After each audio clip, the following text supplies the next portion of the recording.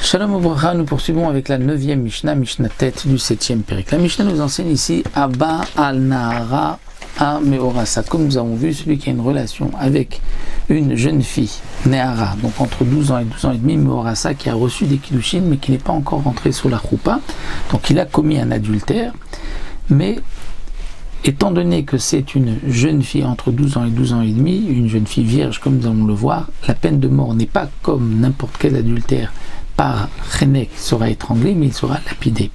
La Mishnah dit il faut que ce soit Nehara, donc entre 12 ans et 12 ans et demi, et pas après 12 ans et demi, et aussi Betula, c'est-à-dire qu'elle soit vierge. Si elle n'est pas vierge, il n'y a pas donc de Riyuv Skila.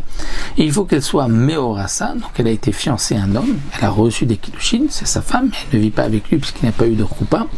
Vei bebet avia, elle est encore dans la maison de son père. C'est-à-dire que si le père a donné à le mari a envoyé 2 personnes venir chercher sa femme, le père a donné sa jeune fille à ces 2 personnes pour l'amener chez le mari, là si quelqu'un faute ensuite avec elle, il n'est pas chayav skila, il est chayav chenek.